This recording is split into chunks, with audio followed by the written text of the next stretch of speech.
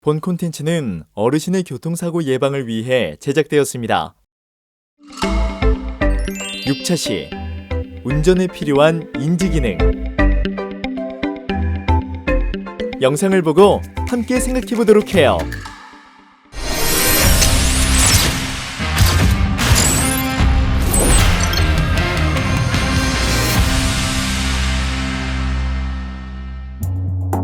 노화는 신체 능력뿐만 아니라 인지 능력 변화도 가져온다?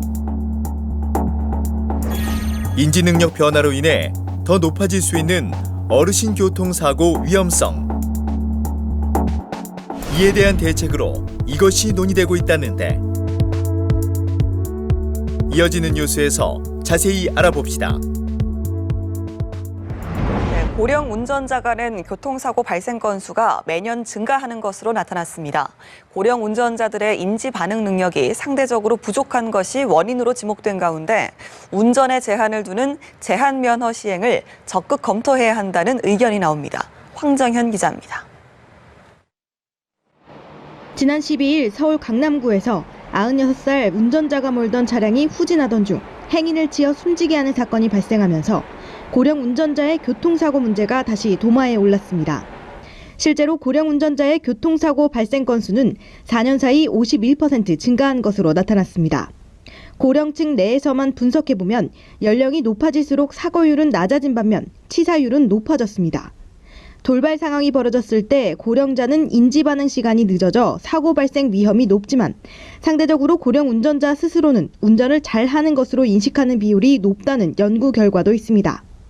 이에 정부는 고령 운전자 교통사고 대책으로 75살 이상 운전자의 면허 갱신과 적성 검사 주기를 5년에서 3년으로 단축하고 교통안전교육을 의무화하는 등 다양한 대책을 내놨습니다.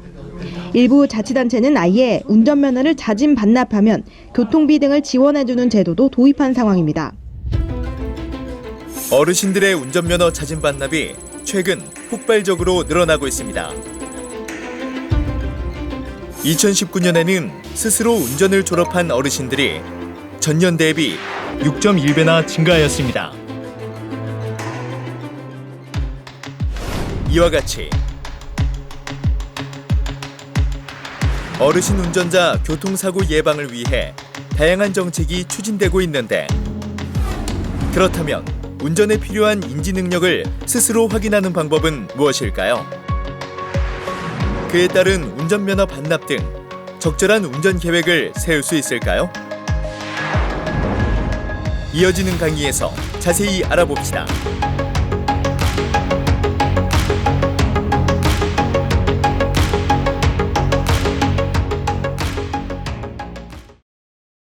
평소 기억력이 떨어진다든가 자주 다니는 길이 낯설면 운전을 그만두실 때가 된 것입니다.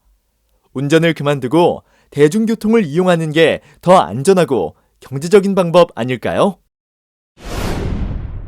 이번 시간에는 운전에 필요한 인지기능을 점검하고 자신의 신체, 인지기능을 고려해 향후 운전 계획을 세워봅시다. 먼저 인지기능 저하에 따른 교통사고 위험을 살펴볼까요? 우선 판단력 저하가 있습니다. 대개 여기가 어디지 하는 진압력 저하와 함께 이 교차로 신호등은 어느 방향으로 가라는 거야?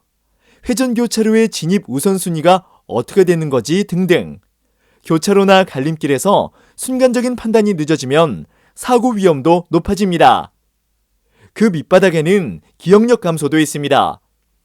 교차로에 진입하면서 조금 전에 봤던 신호등이 헷갈리거나 녹색 신호 진행 중에도 갑자기 헷갈려 급브레이크를 밟기도 하는 일이 벌어집니다. 생각해봐도 위험한 일이죠. 운전에 필요한 인지기능을 좀 더 세부적으로 생각해볼까요? 앞서 말씀드린 기억력과 판단력 외에도 주의력과 정보 처리 능력이 있습니다. 주의력은 아시다시피 어떤 것을 주의 깊게 살펴보는 능력이죠. 운전 중에는 끊임없이 주변의 잠재적인 위험들을 살펴보고 매 순간 그것이 위협인지 아닌지 판단해야 합니다. 나이가 들수록 두루 보지 못하는 상황이 늘어나므로 어르신들은 이 부분을 잘 인식할 필요가 있어요. 정보 처리 능력도 마찬가지인데요. 마치 컴퓨터가 오래 쓰면 저장 용량이 떨어지고 속도도 느려지는 것처럼 우리의 뇌도 연령이 늘수록 순간적인 단기 저장 용량도 줄고 속도도 느려집니다. 그러니 운전 중 복잡한 교통 상황에서 젊을 때보다 더 헤맬 수밖에 없죠. 이제 인지 기능에 대해 자기 점검이 필요하겠다는 생각이 드시나요? 이어지는 체크리스트 문항에 응답해보고 현재 자신의 인지 기능에 대해 확인해보세요. 먼저 기억력 확인하기입니다. 1. 주차한 차량의 위치를 찾지 못할 때가 있다. 2. 교통안전 표지의 의미가 생각나지 않을 때가 있다. 3. 여러 번 간 적이 있는 곳인데도 가는 길이 금방 생각나지 않는 경우가 있다. 다음은 주의력 확인하기입니다. 1.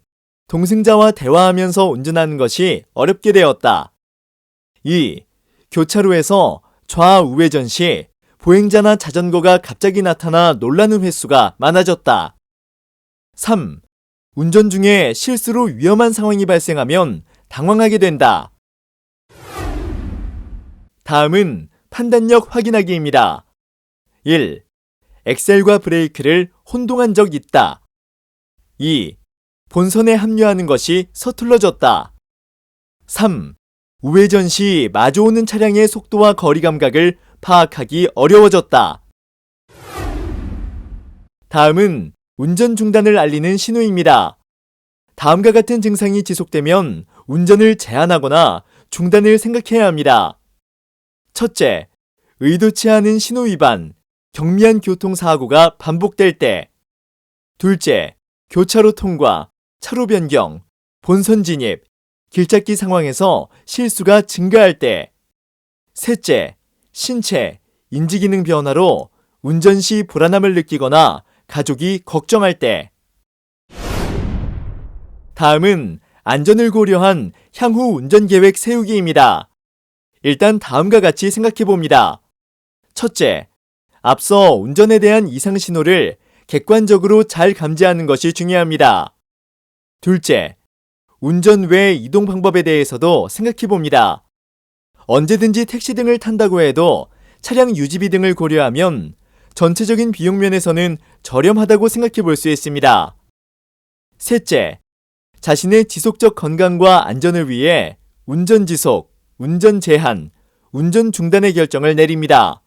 만일 운전을 지속하신다면 노화에 따른 보안을 염두에 둔 안전운전 방법을 배우고 실천해야 합니다.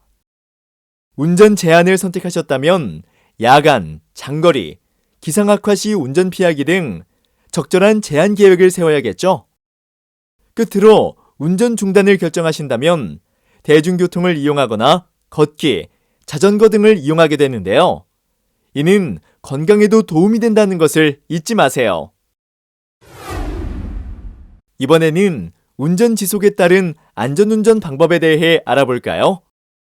첫째, 상황별 안전운전 방법을 배우고 실천합니다. 자세한 내용은 다음 7차 시에서 좀 더 자세히 학습하도록 해요. 둘째, 도로교통공단에서 무료로 어르신 교통안전 교육을 실시하고 있으니 빠른 시일 내에 예약을 하고 교육을 받도록 합니다. 노화에 따른 약점 보완 운전 방법을 가르치고 있으니 향후 안전운전에 많은 도움이 될 것입니다.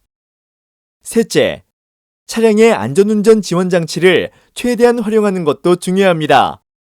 최근에는 차선 이탈 경고 장치, 급가속 방지 장치, 자동 브레이크, 전방 추돌 경고 장치 등 차량의 안전을 위한 장치들이 늘어나는 추세입니다. 그러니 가능하면 안전운전 장치가 있는 차량으로 운전하도록 합니다.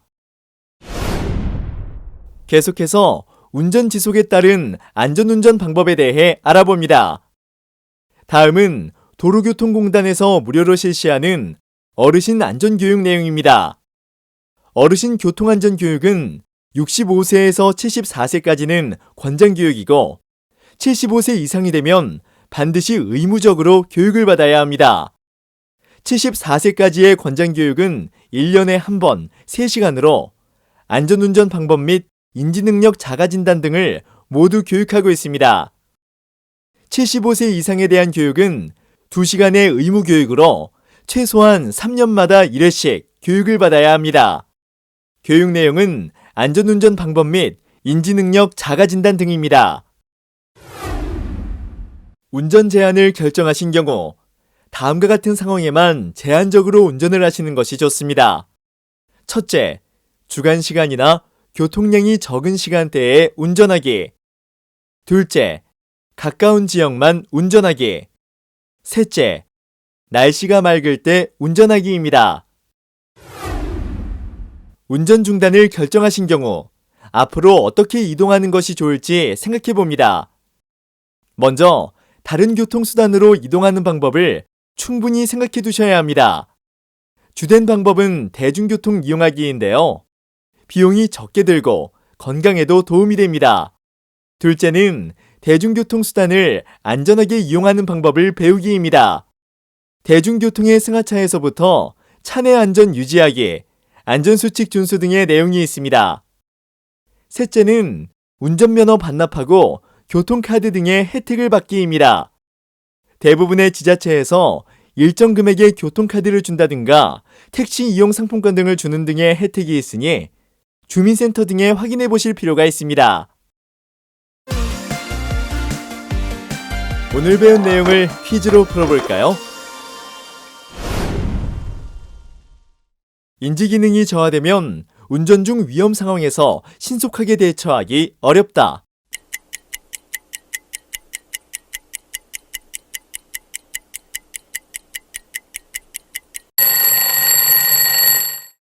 정답은 O입니다. 앞에서 살펴본 바와 같이 주의력, 기억력, 판단력 등 모든 인지 기능이 운전에 매우 중요해요. 그러니 이런 기능이 약화되면 매우 위험해지므로 운전 중단을 고려해야 하시는 것도 잘 알고 계시죠? 운전 중단을 알리는 신호가 나타나도 신경 쓰지 않고 운전을 계속해도 된다.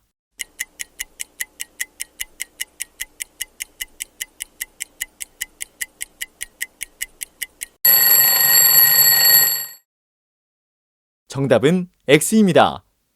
이는 언제 폭발할지 모를 시한폭탄을 운전석에 두고 운전하는 것과 같습니다.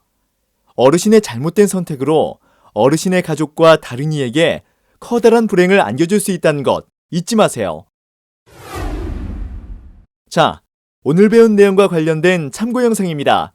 잠깐 보실까요?